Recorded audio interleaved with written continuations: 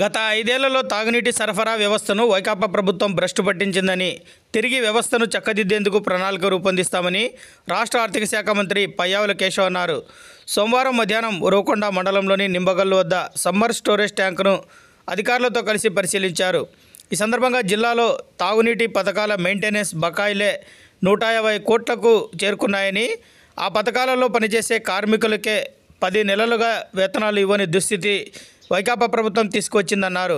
ఉరవకొండలో గతంలో తాము ఉన్నప్పటి నుండి ప్రజల నుండి సేకరించిన 5 కోట్ల డిపాజిట్ను పూర్తిగా వైకాపా ప్రభుత్వం వాడేసిందన్నారు. నెల రోజుల నుండి తీవ్ర తాగునీటి సమస్య ఎదురైందని, తాత్కాలిక ఉపశమనం కోసం ట్యాంకర్ల ద్వారా నీరు సరఫరా చేశామన్నారు. ఉరవకొండలో అలాగే రూరల్ ప్రాంతాల్లో శాశ్వత తాగునీటి సమస్య పరిష్కారం కోసం చర్యలు చేపడుతున్నట్లు తెలిపారు. దశలవారీగా ఈ కార్యక్రమం పూర్తి చేస్తామన్నారు. గుంతకల్ ఆర్డీఓ శ్రీనివాసరెడ్డి, ఆర్డబ్ల్యూఎస్ అధికారులు, పలువురు మండల స్థాయి అధికారులు కూడా పాల్గొన్నారు. అందరికీ నమస్కారం. ఉరవకొండ తాగునీటి సమస్య తీవ్రంగా ఉండేటువంటిది ఎన్నికల రోజులు చూస్తూనే ఉన్నాం. నెల రోజుల పాటు తాగునీటి సరఫరా లేనటువంటి పరిస్థితులు వస్తే తాత్కాలికంగా ఉపశమనం కోసం ట్రాక్టర్లను పెట్టి నీటిని సరఫరా చేయడం జరిగింది.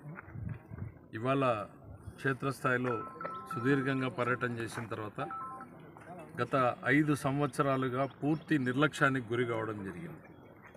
ఉరవకొండలో మనం సేకరించి గత 94 నుంచి మొట్టమొదటిసారి శాసనసభ్యుడు అయినప్పటి నుంచి కూడా ప్రజల నుంచి వచ్చిన మొత్తాలన్నింటినీ కూడా ఉరవకొండలోనే సేకరించి డిపాజిట్లు పెడితే దాదాపు 5 కోట్ల రూపాయలకు చేరినటువంటి పరిస్థితుల్లో దాన్ని గత ప్రభుత్వం పూర్తిగా వాడుకుంది.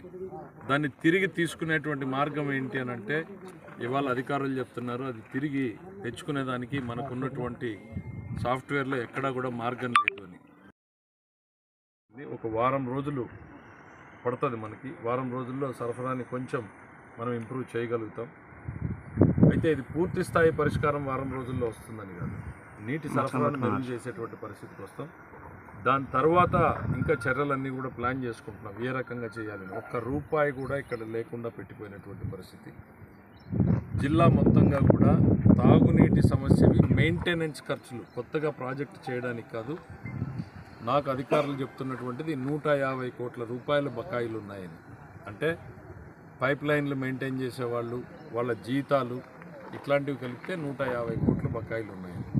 ఉరవకొండకు సంబంధించి తాగునీటి సరఫరా చేసేటువంటి 10,000 రూపాయలు జీతం వచ్చేటువంటి కార్మికులకు కూడా 9 నెలలుగా జీతాలు ఇవ్వడం లేదు. ఏ రకంగా వాళ్ళు పనిచేస్తారు? ఒక నెల రోజులైతేనే సర్దుకుపోయేది కష్టమైనటువంటి పరిస్థితుల్లో 9 నెలలుగా వాళ్ళకి జీతాలు ఇవ్వనటువంటి పరిస్థితి ఉంటే ఏ రకంగా పనిచేస్తారు? వ్యవస్థని మొత్తం కూడా కుప్పకూల్చేసినటువంటి పరిస్థితి వచ్చింది. ఫిల్టర్ బెడ్లు చూసి తాత్కాలికంగా గత వారం రోజులుగా చేపట్టి పూర్తి స్థాయి కాదు, ఇమ్మీడియట్ రిలీఫ్ కోసం చిన్న చిన్న మరమ్మతులన్నింటినీ కూడా చేసి నీటి సరఫరాని ముందు ప్రారంభించాలనుకుంటున్నాం. రాబోయేటువంటి రోజుల్లో మనం ఈ ర్యాపిడ్ శాండ్ ఫిల్టర్స్ ఇవి పెట్టాలంటే మళ్ళీ ఒక 5 నుంచి 7 కోట్ల అయ్యేటువంటి పరిస్థితి ఉంది. దానికనే షార్ట్ టర్మ్లో ఇమ్మీడియట్ రిలీఫ్ కోసం మైక్రో ఫిల్టర్స్ అనేటువంటి టెక్నాలజీ ఉంది అని తెలిసింది. ఆ మైక్రో ఫిల్టర్ టెక్నాలజీని కూడా గతంలో వేరే ప్రాజెక్టులో ఎక్కడ యూజ్ చేశారంటే దాన్ని కూడా పరిశీలించడం జరుగుతుంది. ఎక్కడ చేశారు సార్? అది గడేకల్లో చేశారు. ఓకే, మన నియోజకవర్గంలోనే గడేకల్లో చేశారు. సో దాని ఎఫిషియన్సీ ఎట్లా ఉందో చేసి దాన్ని ఇమీడియట్గా ఆ మైక్రో ఫిల్టర్స్ని పెట్టి నీటి పంపింగ్ని మెరుగు చేసేటువంటి ప్రయత్నం చేస్తాం. దీర్ఘకాలంలో ఉరవకొండ సమస్యకి ఏం చేయాలి, అదనంగా నీటిని ఎక్కడి నుంచి తేవాలి, ఏ రకంగా పంపింగ్ చేయాలి, ఎక్కడ ఇంకా ఓహెచ్ఎస్ఆర్లు అవసరం ఉన్నాయి, ఇవన్నీ దీర్ఘకాలిక పరిష్కారాన్ని చేయడం జరుగుతుంది. తప్పకుండా నేను గతంలో చెప్పినట్టుగానే మీ సేవకుడిగా ఈ ఉరవకొండ నియోజకవర్గం ప్రజానీకానికి తొలి కూలీగా నా పని చేస్తూనే ఉంటాననేటువంటిది మరొక్కసారి చెప్పదలుచుకున్నా. తాగునీటి సమస్యని పల్లెలు ఒకవైపు, టౌన్ ఒకవైపు. పల్లెల్లో కూడా సమస్య తీవ్రంగా ఉంది. దానిని ఏ రకంగా చేయాలి, టౌన్ని ఏ రకంగా చేయాలి అనేటువంటిది 2 భాగాలుగా విభజించుకుని చేయడం జరుగుతుంది. జనాభా పెద్దది కాబట్టి టౌన్లో వేరే అవకాశాలు లేవు. పల్లెల్లో అయితే కనీసం బావులకు పోయి తెచ్చుకుంటారు, ట్రాక్టర్లతోనే తెచ్చుకుంటారు. ఇక్కడ అవకాశాలు కూడా లేవు కాబట్టి తాగునీటి సరఫరాని సాధ్యమైనంత తొందరగా కొంత వెసులుబాటు కల్పించేటువంటి ప్రయత్నం చేస్తాం. షార్ట్ టర్మ్ మీడియం టర్మ్ లోపల ఉరవకుండా కొంత స్టెబిలిటీని తీసుకొస్తాం. శాశ్వతంగా సాగునీటి పరిష్కారం చేసే దిశగా నేను చర్యలు తీసుకుంటాననేటువంటిది మరొకసారి తెలియజేస్తాం. ఎస్, ఇది ఒక రోజుతో మారేటువంటిది కాదు. 5 సంవత్సరాల నిర్లక్ష్యంతో పూర్తి కుప్పగొల్చారు.